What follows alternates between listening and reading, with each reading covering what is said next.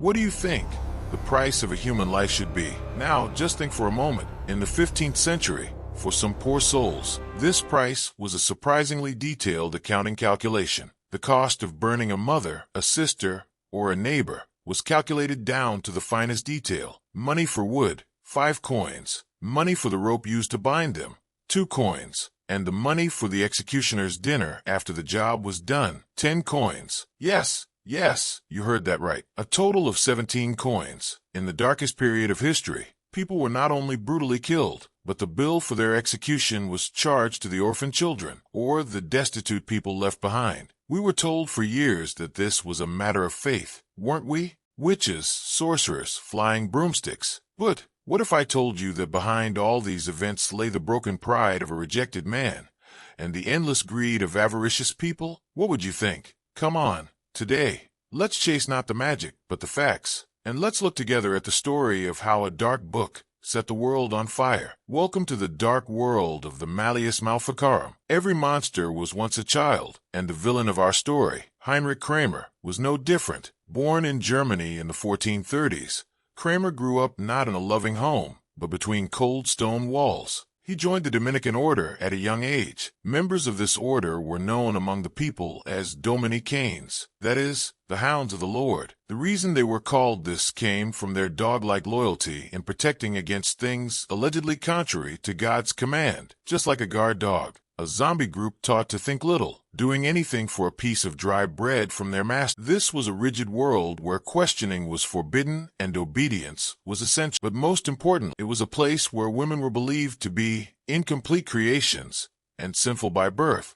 When psychologists examined Kramer's profile today, they predicted he had a deep inferiority complex and narcissism. He needed an enemy to suppress the darkness, inadequacy, and fear within himself, and finding that enemy wouldn't take him very long. Date: 1485. Location: Innsbruck. Kramer had come to the city as an inquisitor and had begun to spread fear. The victim he set his sights on was a wealthy, intelligent, and noble woman named Helena Stuber. Kramer accused her of witchcraft, but his real obsession was Helena's sex life. The questions he asked her in court were so obscene and so detailed that they are of the kind that cannot be repeated here. As he asked the questions, he expected her to be ashamed, afraid, and cry. But instead of crying in fear, Helena did something incredible. She laughed in Kramer's face and mocked his questions in front of everyone. Of course, this wasn't enough for Helena. She even made implications questioning Kramer's man. The room had gone ice cold. No one could believe what they were hearing. A woman humiliating an inquisitor in front of the public. This was truly not something that could be easily swallowed. Kramer lost the case that day. He was expelled from the city. But if you humiliate a narcissist in public, he doesn't just get sad, he wants to burn the world. As Kramer left Innsbruck that day, he vowed to take revenge,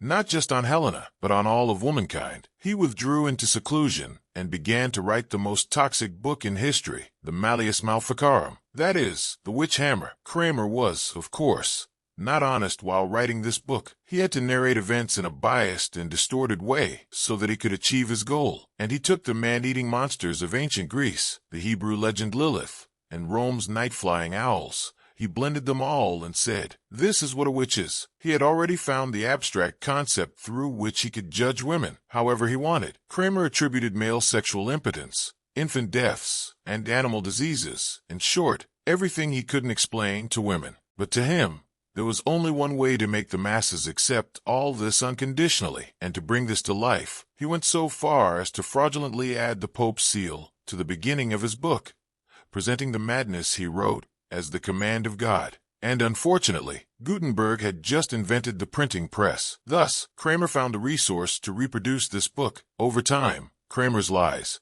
reproduced countless times, multiplied like a virus. As they multiplied, they began to spill over, and he had now achieved his goal. The book came out of Germany, spread to France, and then to Italy. Now, in the hands of every judge, there was a so-called holy user manual explaining how to burn innocent people. Judges accepted claims that the accused spirit or ghost appeared to and attacked victims as legal evidence. This situation made it impossible for the accused to defend themselves. In the process that lasted from May 1692 to May 1693 in America alone, more than 200 people were accused of witchcraft. 19 people were found guilty and hanged. One person was pressed to death with heavy stones because he refused to enter a plea, and at least 5 people died while awaiting trial. As an interesting detail, even 2 dogs were executed on the grounds that they were witches. The total number of people executed in witch hunts is between approximately 40,000 and 60,000. Salem might be world famous, but the real slaughter happened in Germany, with approximately 30,000 executions. Up to this point, you have listened to the psychological side of the story, but now,